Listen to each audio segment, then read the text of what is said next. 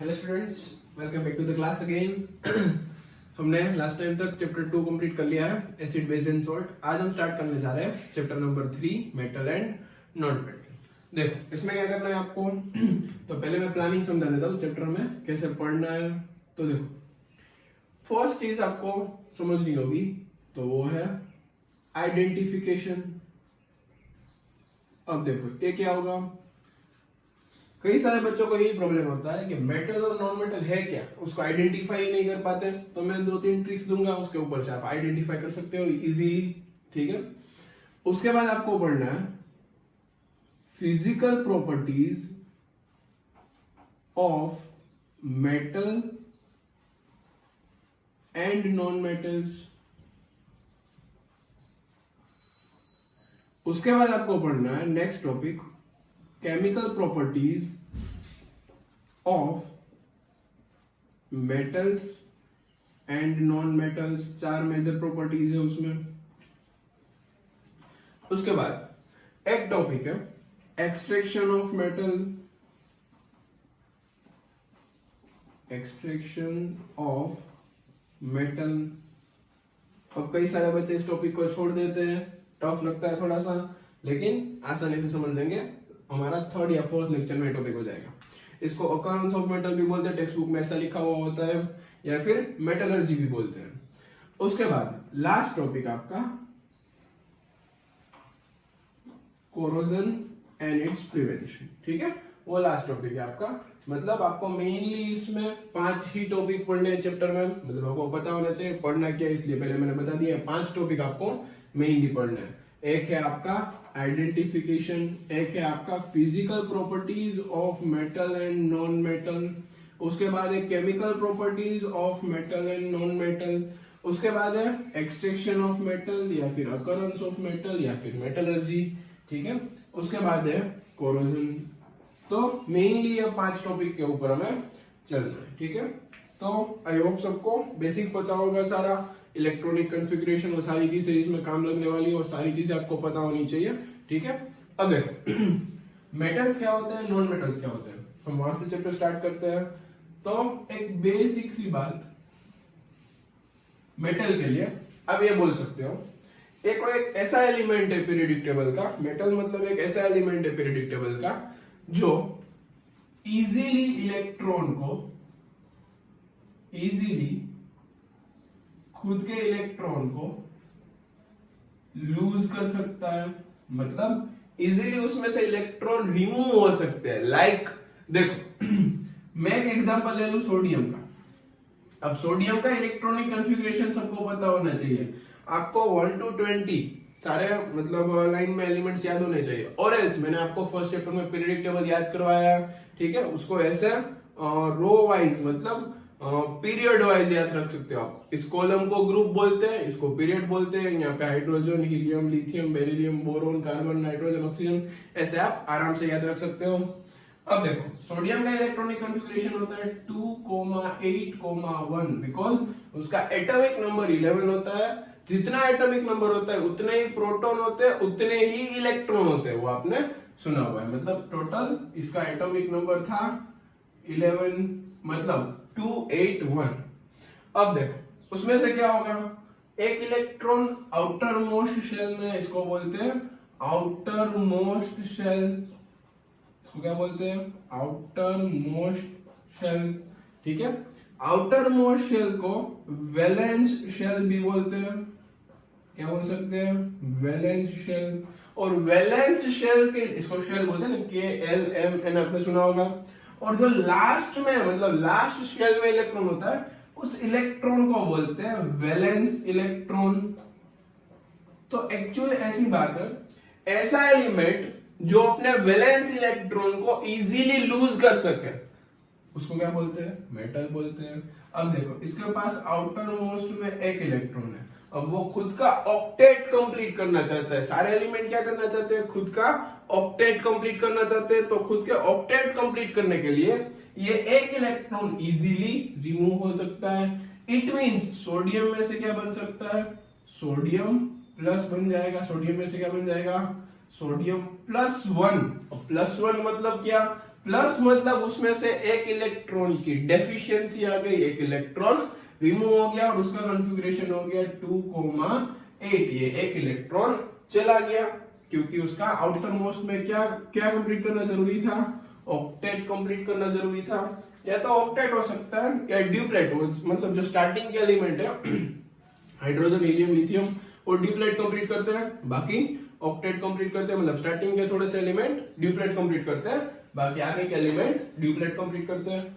Sorry, आगे के duplet भी सके ऑक्टेट। अब देखो नॉन मेटल की बात करें तो नॉन मेटल मतलब जो इजीली इलेक्ट्रॉन्स को गेन कर सके, ऐसे एलिमेंट्स को क्या बोलते हैं, नॉन मेटल्स बोलते हैं। लाइक तो देखो मैं यहाँ पे एक एग्जांपल दे देता हूं, यहाँ पे एग्जांपल लेते हैं हम 17 नंबर एलिमेंट क्लोरीन। अब क्लोरीन का एटॉमिक नंबर क्या होता है 17, उसका कॉन्फ़िगरेशन हो जाएगा 2,8,7। पहले में 2 होते, दूसरे में 8 होते, तीसरे में 8 होते। ऑक्टेट करने के लिए सबको पता है एक्चुअली 18 होते हैं, लेकिन 8 फिल करते हैं ऑक्टेट रूल के हिसाब से, ठीक है। और सबने 9th स्टैंडर्ड में पढ़ रखा है, नहीं पढ़ा है तो मैं फर्स्ट लेक्चर का बेसिक वीडियो बनाने वाला हूँ, ठीक है, उसमें आप देख सकते हो। अब देखो इसमें से क्या होगा, तो एक क्लोरीन में से इलेक्ट्रॉन्स रिमूव मतलब गेन हो जाएंगे। अब देखो कोई 7 इलेक्ट्रॉन तो लूज नहीं करेगा ना। कोई पूछेगा तुझे ऑक्टेट कंप्लीट करना है, तू क्या करेगा, 7 दे देगा तो भी ऑक्टेट कंप्लीट हो सकता है, या फिर एक गेन करने पे तो एक गेन करना इजी रहेगा एज कंपेयर टू 7 को निकाल देना। तो नॉन मेटल्स क्या करते हैं, इलेक्ट्रॉन्स को गेन करते हैं। तो इसमें क्या हो जाएगा, क्लोरीन एक इलेक्ट्रॉन गेन करके 288 में कन्वर्ट हो जाएगा, माइनस चार्ज आ जाएगा उसके ऊपर। अब माइनस मतलब क्या, उसने इलेक्ट्रॉन को गेन कर लिया। तो क्लोरीन ने देखो इलेक्ट्रॉन गेन कर लिया, इसके आउटर मोस्ट में थे 7 इलेक्ट्रॉन, अब हो गए 8 इलेक्ट्रॉन, एक इलेक्ट्रॉन उसने गेन कर लिया। तो इसको क्या बोलते हैं, नॉन मेटल। तो मेटल मतलब इलेक्ट्रॉन इजीली निकाल सके, और नॉन मेटल मतलब इलेक्ट्रॉन इजीली मतलब गेन कर सके। मेटल क्या होते हैं, जो इलेक्ट्रॉन को इजीली लूज कर सके। नॉन मेटल मतलब इजीली इलेक्ट्रॉन को गेन कर सके। तो इतना नोट डाउन करो, फिर हम आगे बढ़ते हैं।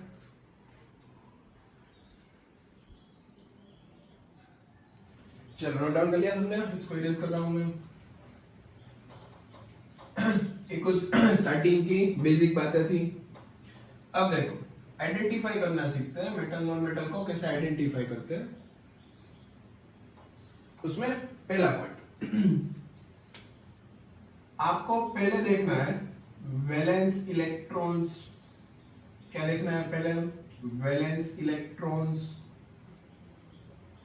अब देखो वैलेंस इलेक्ट्रॉन्स में क्या देखना है, अगर आपको वैलेंस इलेक्ट्रॉन 1, 2 या 3 दिखता है तो वो हो जाएगा आपका मेटल। मतलब वैलेंस इलेक्ट्रॉन में 1 है या तो 2 है या तो 3 है, ऐसे ऐसे जो एलिमेंट्स होते हैं उसको क्या बोलते हैं आप, मेटल्स बोलते हैं।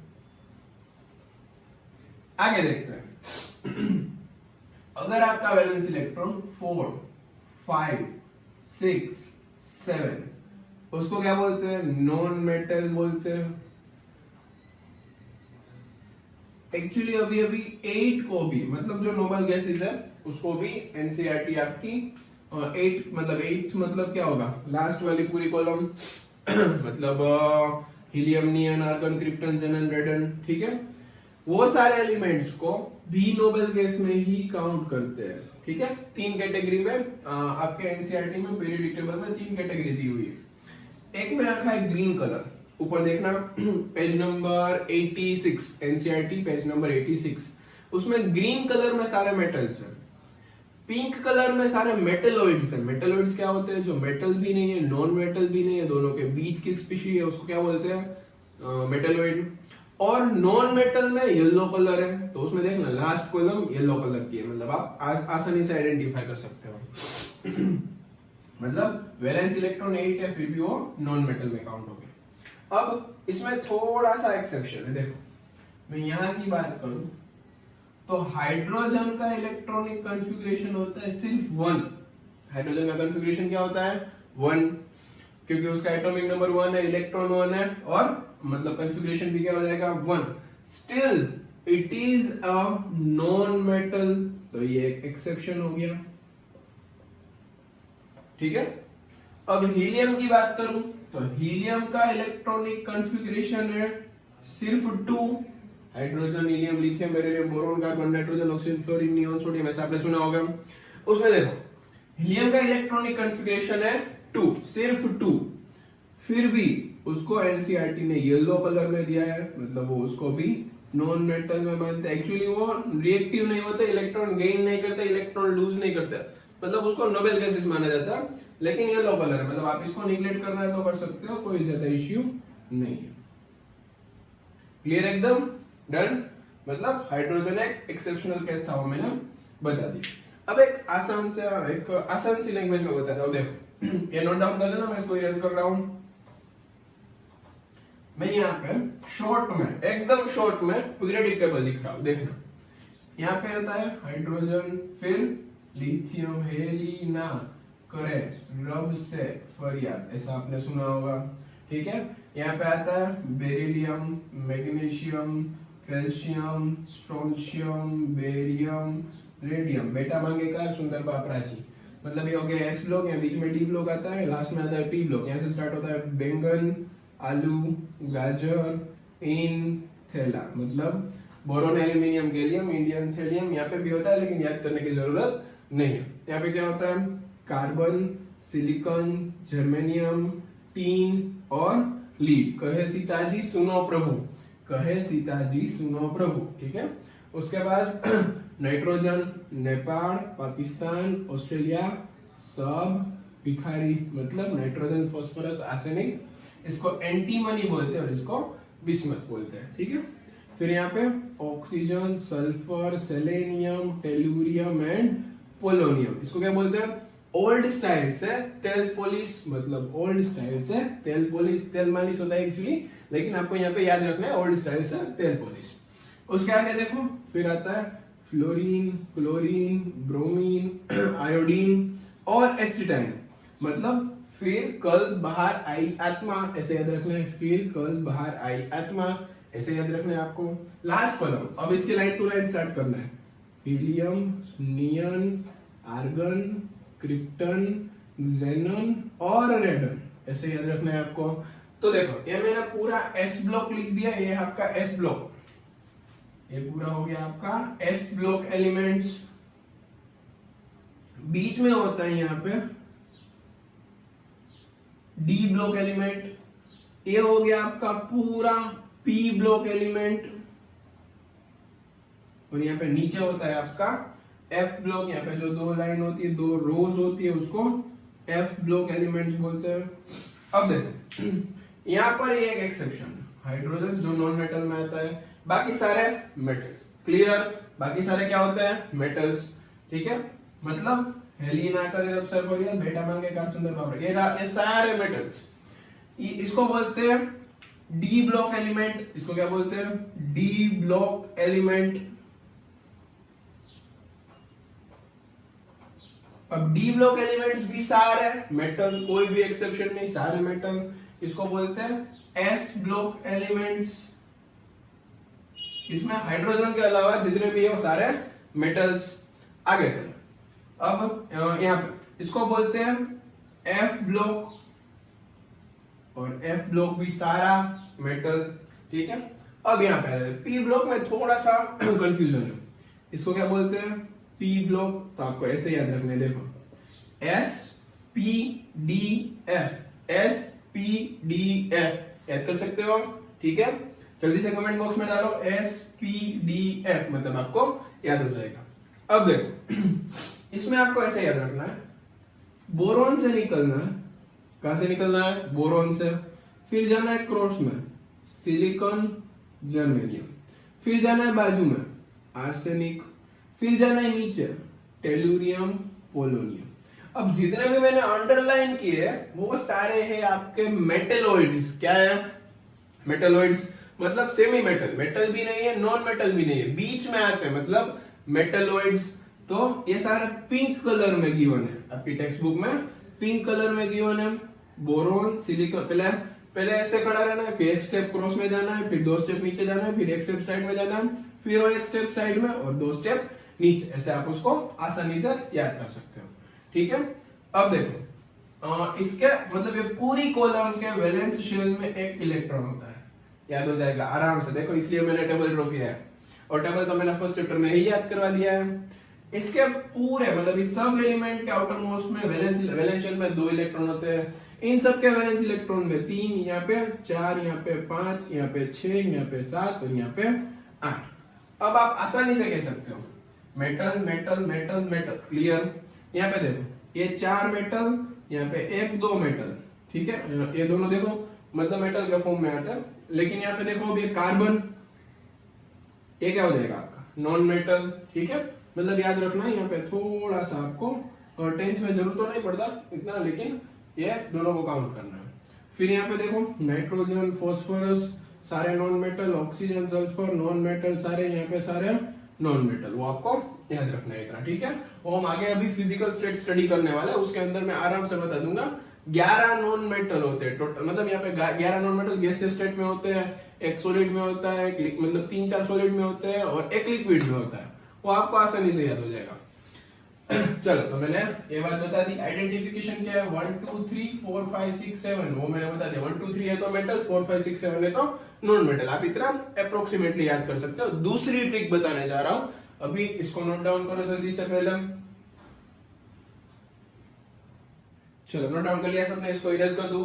इतना टेंशन मत लेना, पीरियडिक टेबल नहीं पता है तो डोंट वरी, ये ट्रिक नहीं दूसरी ट्रिक से याद रख लेना, ठीक है। चलो ये मतलब मैं ट्रिक्स दे रहा हूं आपको आसानी से याद हो जाए इसलिए, बाकी आप पूरा चैप्टर को कंटिन्यू करो मेरे साथ, आप आसानी से सीख सकते हो। अगर आपको 10th से ही पीरियडिक टेबल आने लगता है, इट मींस ये आपके लिए बहुत अच्छी बात है। कई सारे बच्चों को नहीं पता होता पीरियडिक टेबल, 10th से याद रख लेना चाहिए, वो अच्छी बात होती है। चलो आगे बढ़ते हैं। ट्रिक नंबर 2, आपने 9th स्टैंडर्ड में एक वर्ड सुना है एटॉमिसिटी। अब ये एटॉमिसिटी क्या होता है, याद करो एटॉमिसिटी क्या होता है। आपने 9th स्टैंडर्ड में सुना था, आपने कुछ ऐसा सुना था कि भाई हीलियम होते हैं, नियॉन होते हैं, सोडियम होते हैं। यहाँ पे सोडियम से स्टार्ट है, sodium, potassium, calcium, magnesium, aluminium, ये सारे भी मेटल्स अगर मैं चूज करूं, और एक ले लेता हूं आयरन, मर्क्यूरी, ये सारे मेटल्स है। वो मेटल्स देखो मोनो एटॉमिक है, लाइक मोनो। कभी आपने ऐसा लिखा Na2CO3 लिखा है, NaOH लिखा है, ठीक है, Na2O लिखा है, लेकिन Na2 सिर्फ नहीं लिखा है, आपने H2 लिखा हुआ है। इट मींस ये जो हाइड्रोजन है वो डाई एटॉमिक है, सोडियम मोनो एटॉमिक है। तो आप याद रख सकते हो जितने भी मेटल्स है आपके, मेटल्स वो सारे मोनो एटॉमिक होते हैं। कैसे होते हैं, मोनो एटॉमिक। मोनो एटॉमिक मतलब सिंगल स्पीशी में रहने वाले, ठीक है। कोई मेटल ऐसा आपने सुना K2 ही रहता है, H2 होता है, वैसे ही K2, ऐसा नहीं होता है भाई, ठीक है। अब देखो नॉन मेटल की बात करूं तो देखो H2, फिर आप ले लो O2, N2, F2, Cl2, Br2, I2, ऐसा आपने सुना होगा। सल्फर की बात करें तो S8, S6, ऐसे अलग अलग एलोट्रोपिक फॉर्म्स में होता है। आपने S8 सुना था 9th स्टैंडर्ड में, मोल कांसेप्ट में, उसका एक न्यूमेरिकल था S8 का, 256 मोलर मास दिया था, मतलब एक गिवन मास 256 था, ऐसा आपने एक न्यूमेरिकल देखा था 9th स्टैंडर्ड में। तो ये सब आप देख सकते हो, ये सारे कैसे ऑब्जर्व करो। मैं एक वर्ड में इसको पॉलीएटॉमिक बोल सकता हूं क्या, पॉलीएटॉमिक इन द सेंस यहाँ पे देखो 2 2 2 3 ऐसा कुछ, मतलब ऐसा पी फास्फोरस की बात करें तो P4 होता है, सल्फर S8 होता है। तो देखो जितने भी नॉन मेटल्स है वो पॉलीएटॉमिक है, और जितने भी मेटल्स है वो मोनोएटॉमिक है। तो ये दूसरी ट्रिक हुई आइडेंटिफाई करने की। अब तीसरी ट्रिक यहाँ पे बता देता हूं। देखो मेटल्स होते हैं वो जनरली केटायंस बनाते हैं। केटायंस मतलब Na+, K+, Ca+2, Mg+2, ऐसा सब कुछ होता है, जनरली बोल रहा हूं, कभी कभी हो जाता है अलग अलग, लेकिन मोस्ट ऑफ द टाइम, मतलब 10th में तो 100% लिख लो क्या होता है, Na+, K+, Ca+2, Mg+2, Al+3, ऐसा ही होता है, ठीक है। मतलब मोस्ट ऑफ द केस में मेटल्स क्या बनाते हैं, केटायंस, और मोस्ट ऑफ द केस में नॉन मेटल्स क्या बनाते हैं, एनायंस। क्या बनाते हैं, एनायंस। लाइक Cl-1, फिर O-2, N-3, F-1, ठीक है। ऐसे ही नॉन मेटल जनरली क्या बनाते हैं, एनायंस बनाते हैं, और मेटल जनरली क्या बनाते हैं, कैटायंस। तो ये थी याद रखने की कुछ ट्रिक, ये टेक्स्ट बुक में भी नहीं गिवन होता है, जस्ट एक्स्ट्रा इन्फॉर्मेशन है, आपको मेटल नॉन मेटल इजीली समझ में आए इसके लिए। नहीं पता चल रहा है, डोंट वरी, आगे बढ़ते हैं फिजिकल प्रॉपर्टीज की तरफ। पहले इसको नोट डाउन करो, अगर नहीं समझ में आ रहा है तो 2-3 बार देखो, ये बहुत ही अच्छी चीज है, मतलब मोस्ट ऑफ द केस में आप ये आइडेंटिफाई कर सकते हो आराम से, ठीक है। चलो नोट डाउन करो इसको, चलो कर लिया सबने नोट डाउन। 3 चीजें हमने अभी तक सीखी आइडेंटिफिकेशन में, शॉर्ट में बता देता हूँ। देखो तीनों चीजें मैं यहाँ पे शॉर्ट में बता रहा हूँ। मेटल नॉन मेटल का आइडेंटिफिकेशन कैसे करते हैं। फर्स्ट पॉइंट, अगर वैलेंस शेल के इलेक्ट्रॉन्स, जिसको आप वैलेंस इलेक्ट्रॉन्स बोलते हो, अगर वैलेंस इलेक्ट्रॉन आपके पास 1, 2, 3 तो उसको क्या बोलते हैं, मेटल बोलते हैं। जल्दी से कमेंट सेक्शन में डालो, अगर वैलेंस शेल के इलेक्ट्रॉन 1, 2, 3 है तो उसको क्या बोलते हैं, मेटल। अगर वैलेंस शेल के इलेक्ट्रॉन 4, 5, 6 और 7 है उसको क्या बोलते हैं, नॉन मेटल। और जल्दी से याद करो कौन कौन सी चीजें थी जो मेटलोइड्स थी, याद करो। तो हमने बोरॉन से स्टार्ट किया था, कौन कौन सी चीजें थी मेटलोइड में, बोरॉन यहाँ पे हमने लिखा था, यहाँ पे मैं फिर से लिख देता हूँ, बैंगन, आलू, गाजर, इंथेला, ये थी हमारी 13th column. Carbon, silicon, germanium, tin, lead, ये थी हमारी 14th column. Nitrogen, phosphorus, arsenic, antimony, bismuth, ये थी हमारी 15th column. Oxygen, sulphur, selenium, tellurium, polonium, ये थी हमारी 16th कॉलम। फिर fluorine, chlorine, bromine, iodine, astatine, ये थी हमारी 17th कॉलम। अब इसमें देखो जल्दी से नॉन मेटल के नाम कमेंट बॉक्स में डालो। पहले बोरोन, फिर क्रॉस में जाना है, क्या हो जाएगा, सिलिकॉन, जर्मेनियम, फिर बाजू में जाना है आर्सेनिक, फिर आर्सेनिक के बाद फिर कहाँ उतरना है, क्रॉस में टेलुरियम, पोलोनियम। ये सारे क्या है आपके नॉन मेटल, तो सॉरी मेटलोइड। तो मेटलोइड के जितने नाम थे मेटलोइड के वो जल्दी से आप कमेंट बॉक्स में डालो, मैंने सर्कल किए उतरे नाम। चलो सेकेंड ट्रिक थी आपकी एटॉमिसिटी। तो जल्दी से लिखो कमेंट बॉक्स में एटॉमिसिटी क्या होता है। तो आपने ऐसा सुना था कि मेटल्स क्या होते हैं जनरली, मेटल्स में सब चीज में मैं बोल रहा हूँ जनरली, मतलब मोस्ट ऑफ द केस में अप्लाई होता है, कई बार बदल जाएगा, लेकिन 10th स्टैंडर्ड के लिए आप इतना टेंशन लेने की जरूरत नहीं है। मेटल्स जनरली क्या होते हैं, मोनोएटॉमिक होते हैं। तो कमेंट बॉक्स में लिखो मेटल्स जनरली मोनोएटॉमिक होते हैं। फिर नॉन मेटल्स जनरली कैसे होते हैं, नॉन मेटल्स जनरली होते हैं पॉलीएटॉमिक, ऐसा डाल दो कमेंट बॉक्स में, मतलब आपको दूसरी ट्रिक याद हो जाएगी। तीसरी ट्रिक देखो, फर्स्ट, सेकेंड, अब थर्ड में आपने ऐसा पढ़ा था कि भाई आयंस, कैसे आयंस बनाते हैं। तो मेटल्स जनरली बनाते हैं कैटायंस एंड नॉन मेटल्स बनाते हैं एनायंस। तो आपकी 3 चीजें कंप्लीट हो गई, ठीक है। तो जल्दी से इन तीनों को कमेंट बॉक्स में डालना है, कंपलसरी है सबके लिए। कमेंट बॉक्स में डालो, मतलब आपको धीरे धीरे याद होने लगेगा। जितना कमेंट बॉक्स में आप लिखते हो आपको पता चलेगा कि ये यहाँ पे आपने ऐसा लिखा, तो आपको मेटलोइड्स याद हो जाएंगे। धीरे धीरे हम आगे बढ़ेंगे। क्लियर एकदम, जल्दी से इसको कमेंट बॉक्स में डालो।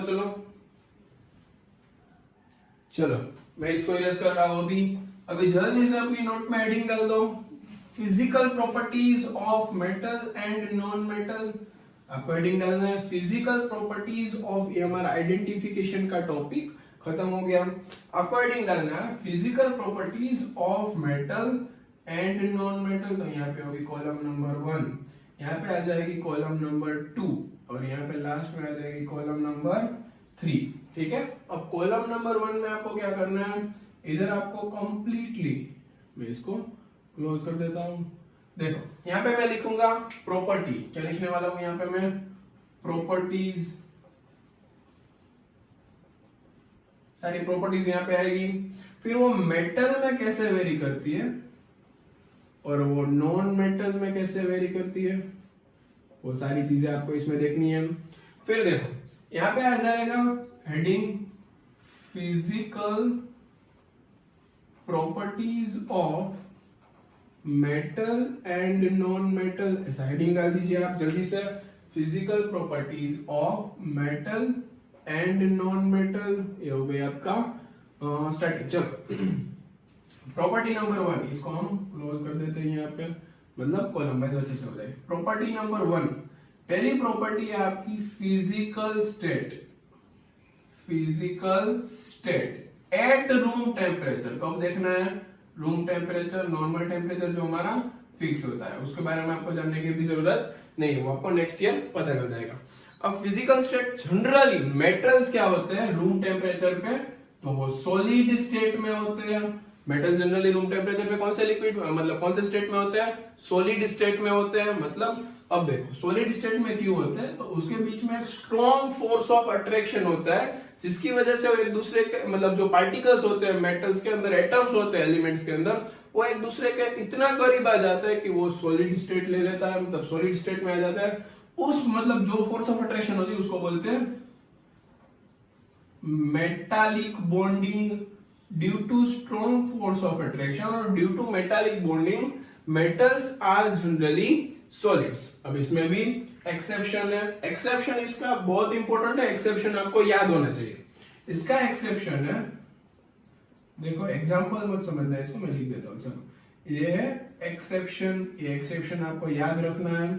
एक्सेप्शन है आपका, अब हर बार मैं रेड पेन से लिखूंगा, मतलब समझ जाना वो क्या है, एक्सेप्शन है। एग्जांपल होगा तो मैं ब्लू पेन से लिखूंगा। एक्सेप्शन है इसका मर्क्यूरी।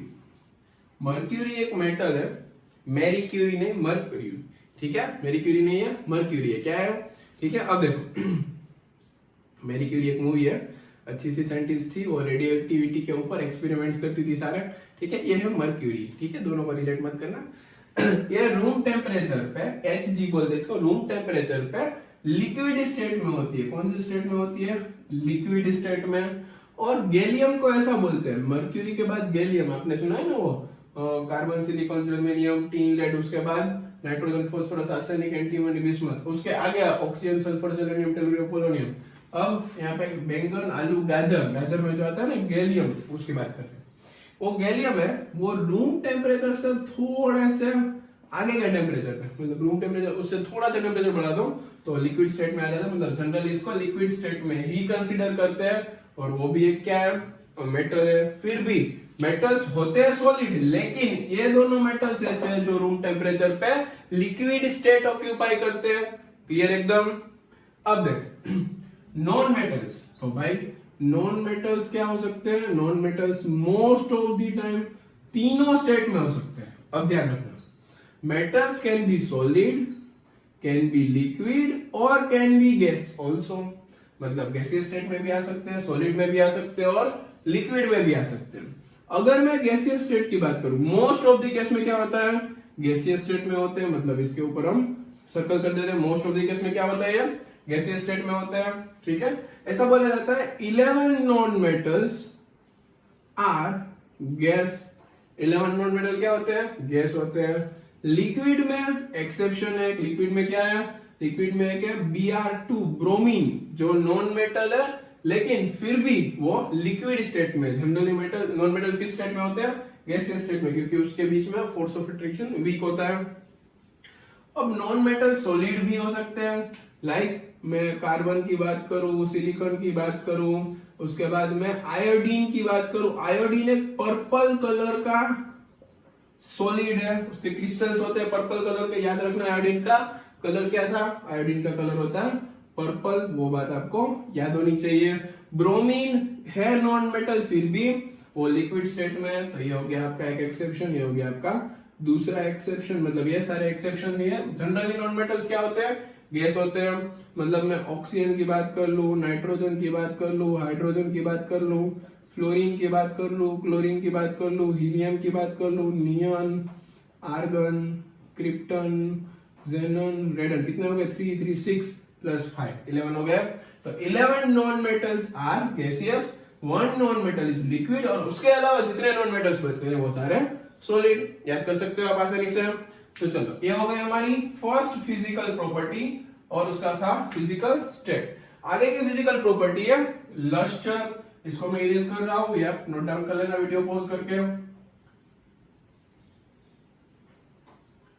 आगे की फिजिकल प्रॉपर्टी हमारी है लस्टर चल।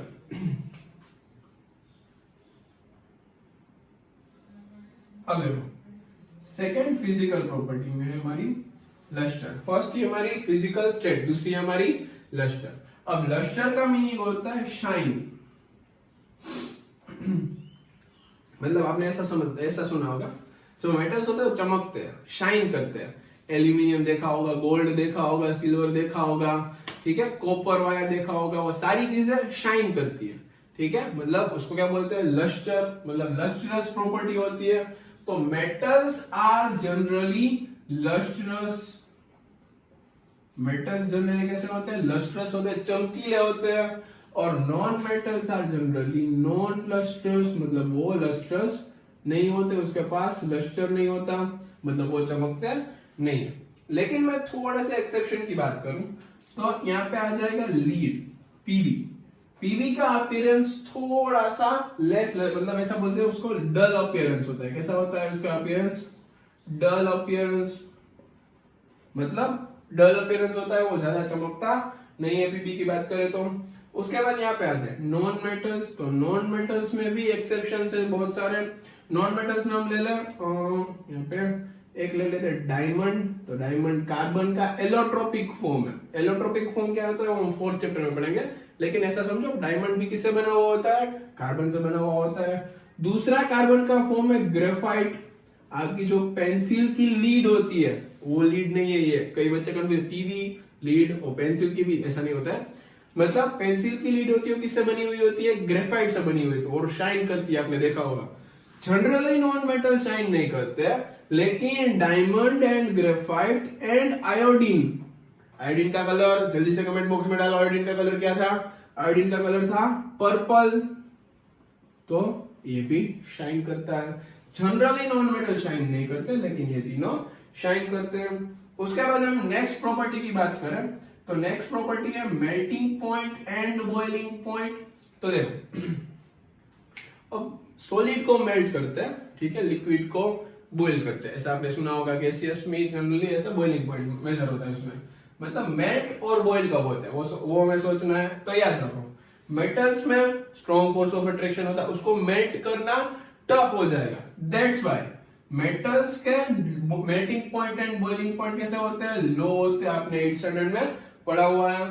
बिकॉज ऑफ, यहां पे लिख देना, because of strong force of attraction. Strong force of attraction की वजह से उसके जो melting point and boiling point होते हैं वो लो होते हैं। उसका एक्सेप्शन है, यहां पे लिख देता हूं, उसका एक्सेप्शन है मर्क्यूरी। मर्क्यूरी का मेल्टिंग एंड बॉइलिंग पॉइंट, देखो मर्क्यूरी मेटल है, फिर भी उसका मेल्टिंग एंड बॉइलिंग पॉइंट क्या है, थोड़ा सा कम, सॉरी यहाँ पे हाई आ जाएगा, सॉरी।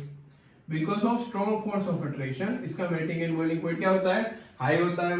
लेकिन मर्क्यूरी का मेल्टिंग पॉइंट कैसा है, मतलब उसका वो लिक्विड स्टेट में है ना, तो फोर्स ऑफ अट्रैक्शन ऑब्वियस सी बात है क्या होगा, कम होगा, इसलिए वो इजीली मेल्ट हो जाएगा, इजीली बॉइल हो जाएगा, इसलिए उसका मेल्टिंग पॉइंट बॉइलिंग पॉइंट कम होता है। जनरली मेटल का हाई होता है, मर्क्यूरी का कम होता है। जल्दी से डालो जो भी एक्सेप्शन है, मैं ना बोलूं फिर भी कमेंट सेक्शन में मतलब जो भी एक्सेप्शन आ रहा है वो आपको डालना है, मतलब आपको धीरे धीरे धीरे याद हो जाएगा। फिर हम बात करें यहाँ पे तो नॉन मेटल्स का कम होता है, low melting point boiling point होता है। लेकिन हम इसके एक्सेप्शन की बात करें तो हम बात करते हैं डायमंड।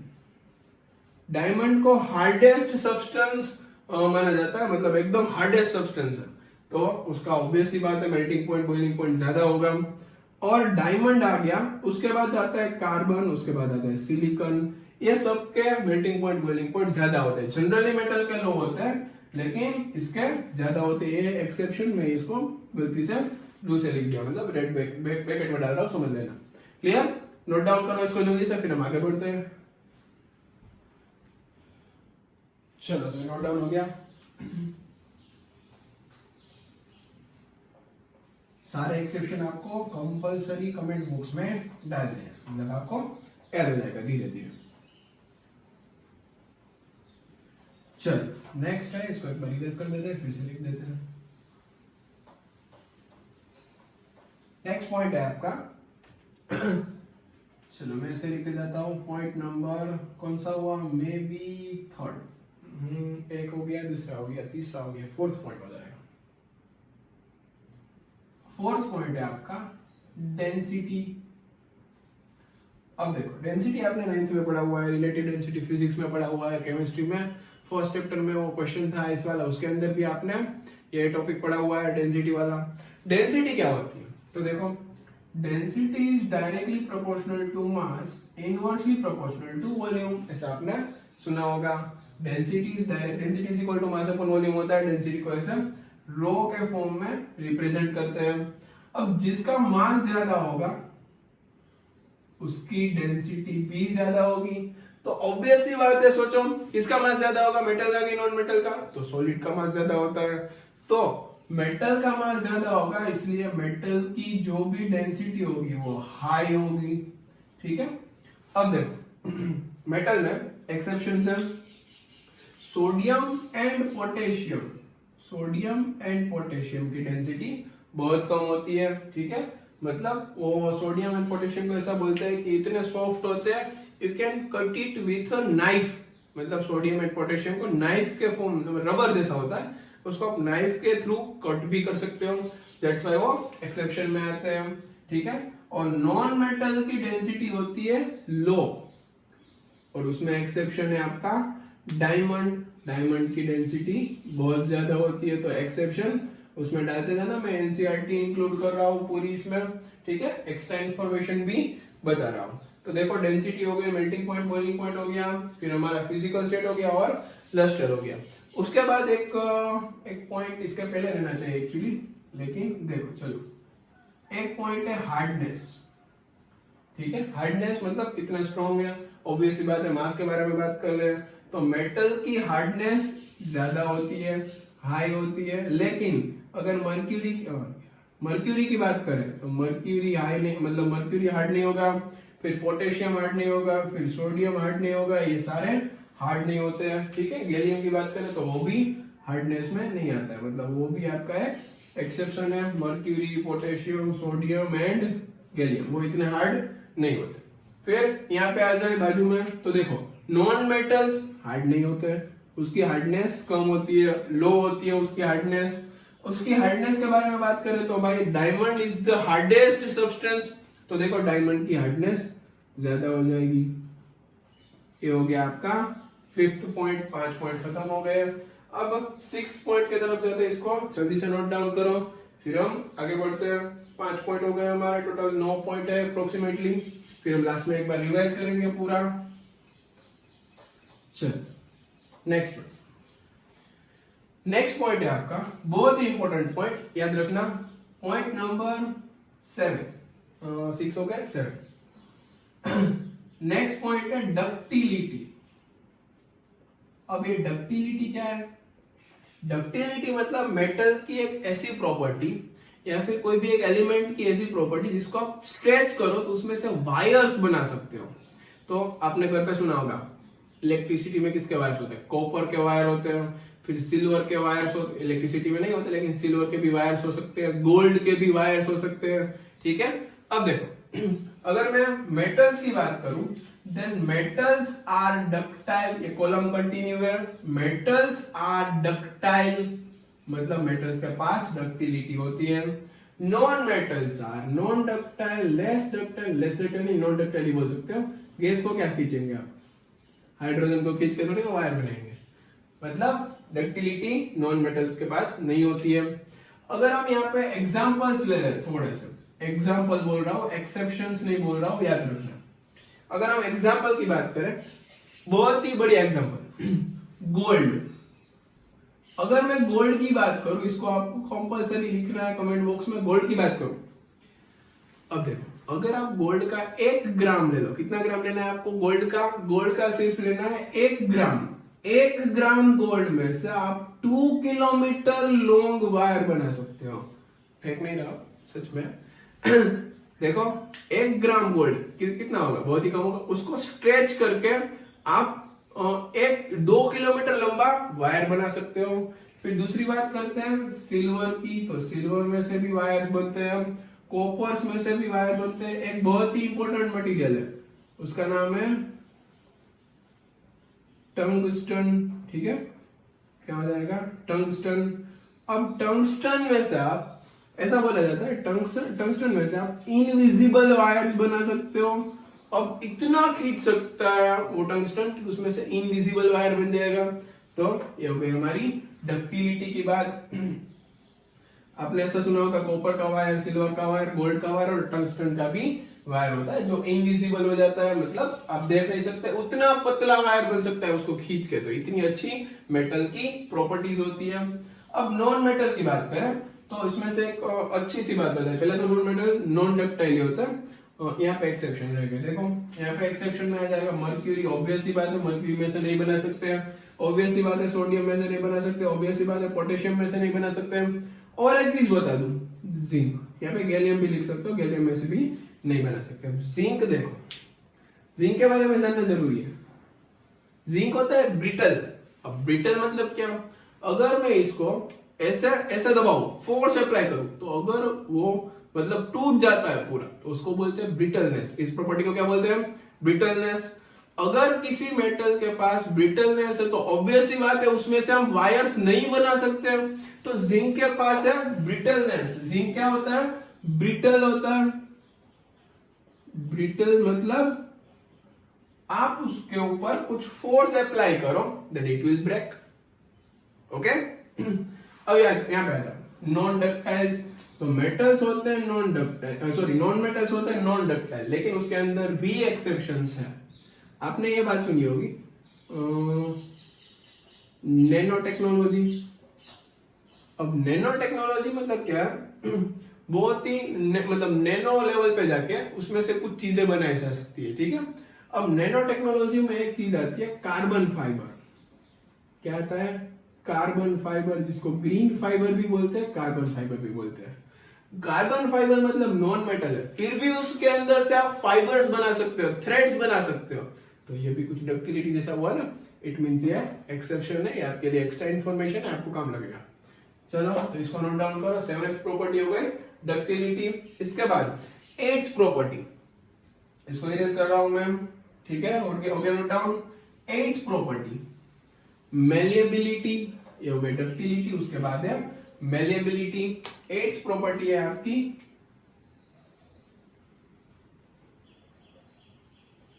मेलिएबिलिटी। तो मेटल्स जनरली होते हैं मेलिएबल।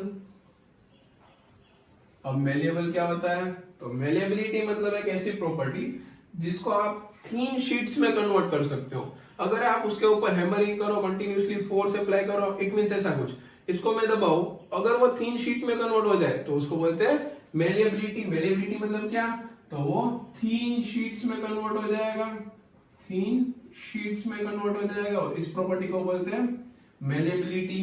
अब देखो मेटल्स आर जनरली मेलिएबल। अब किसी को भूख लग गई होगी, एल्यूमिनियम फॉइल बाहर से फूड किस में लेके आते हो, एल्यूमिनियम फॉइल में। तो इसका एग्जांपल है एल्यूमिनियम फॉइल। इसका एग्जांपल के फॉर्म में ले सकते हो एल्यूमिनियम फॉइल। जो एक एल्यूमिनियम की प्रॉपर्टी है उसको दबा के उसको एक एल्यूमिनियम के मतलब एक फॉइल के फॉर्म में कन्वर्ट कर दिया, शीट के फॉर्म में कन्वर्ट कर दिया। फिर कॉपर फॉइल भी आता है, गोल्ड फॉइल भी आता है।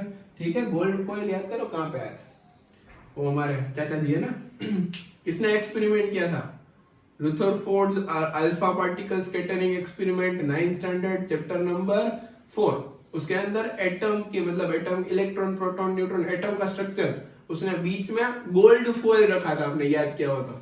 ठीक है, उसमें आपको बता देता कि गोल्ड रखने का रीजन था कि गोल्ड की मेलिएबिलिटी ज्यादा होती है, इसलिए उसको मतलब वहां पे एनर्जी का नुकसान कम होता है, लेकिन वो हम बाद में सोचेंगे।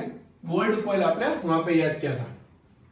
वहां पे ऐसा भी बोला था कि एल्यूमिनियम भी रख सकते हो, लेकिन इससे थोड़ा सा रिएक्टिव हो जाएगा, इसलिए एल्यूमिनियम नहीं रख सकते। ठीक है, तो एल्यूमिनियम का फॉइल भी बना सकते हैं, कॉपर भी सॉरी एल्यूमिनियम की शीट भी बना सकते हैं, फिर कॉपर की शीट भी मतलब फॉइल के फॉर्म में कन्वर्ट कर सकते हैं, गोल्ड को भी फॉइल के फॉर्म में कन्वर्ट कर सकते हैं, सिल्वर को भी फॉइल के फॉर्म में कन्वर्ट कर सकते हैं। किसको नहीं कर सकते, एक्सेप्शन अपने आप बता सकते हो, जल्दी से कमेंट बॉक्स में डालो मेरे से पहले, किसको फॉइल में कन्वर्ट नहीं कर सकते।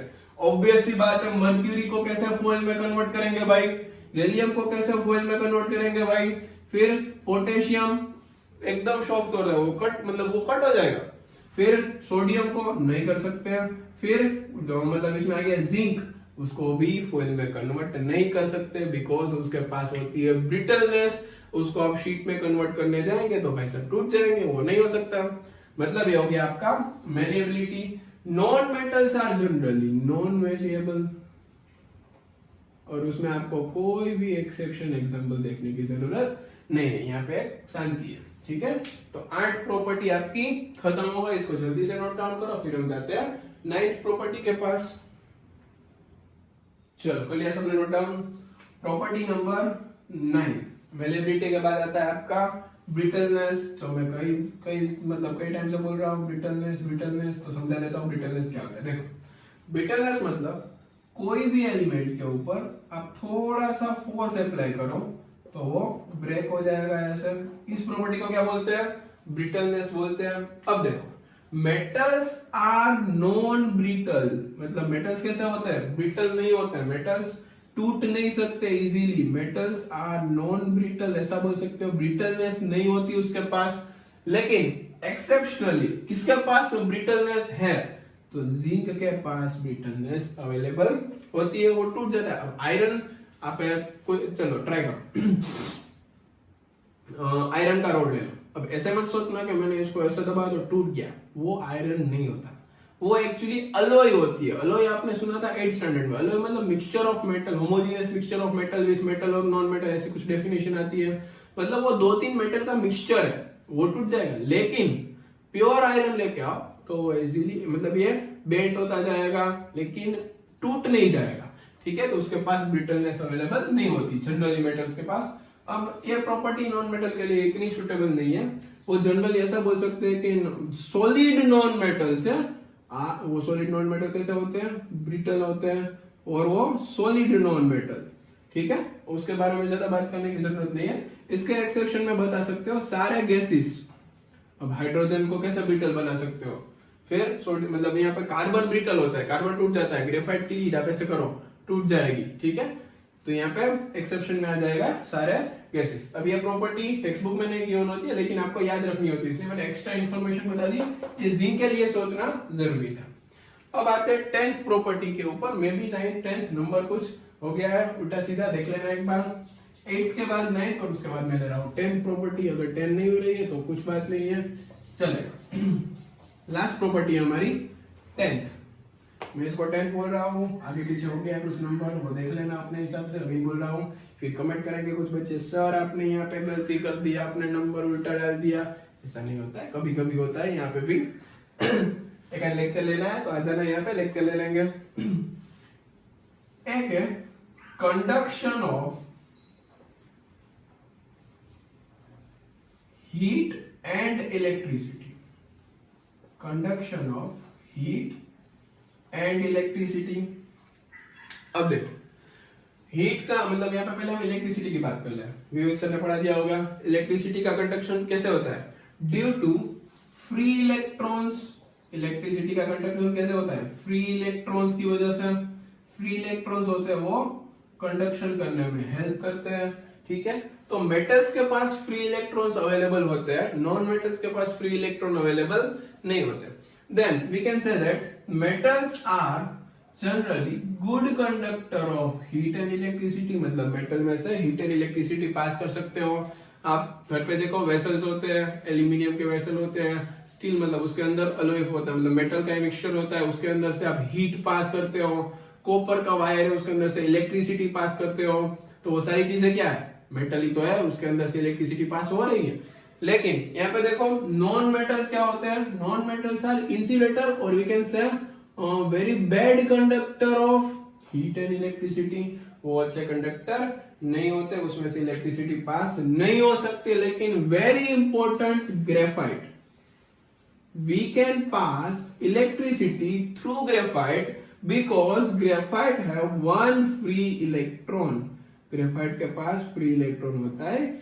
ये आप डिटेल में पढ़ेंगे चैप्टर नंबर 4 में, जब मैं आपको ग्रेफाइट पढ़ाऊंगा। उसके अंदर आप समझ जाएंगे कि भाई ग्रेफाइट के पास फ्री इलेक्ट्रॉन क्यों होता है। अभी तो मैं यहाँ पे स्ट्रक्चर भी ड्रॉ कर दूं, लेकिन आप समझ नहीं पाएंगे। ठीक है, 4th चैप्टर में पढ़ेंगे।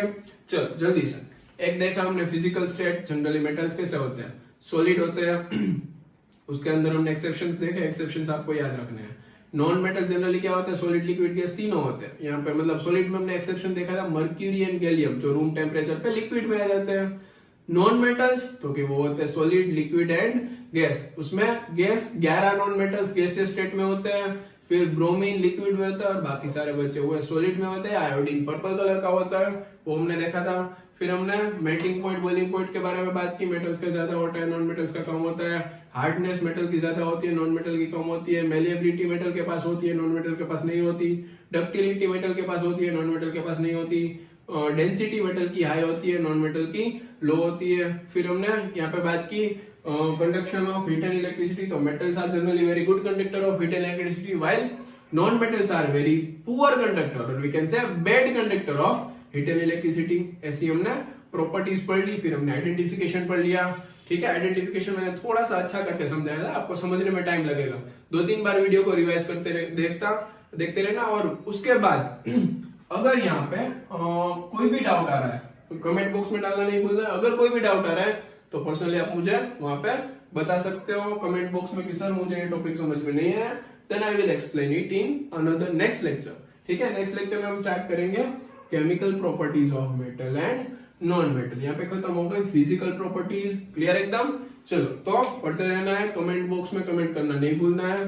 ठीक है, चलो बाय बाय। वीडियो पसंद आया तो वीडियो को लाइक करते जाओ। चलो बाय बाय, नेक्स्ट लेक्चर में मिलते हैं।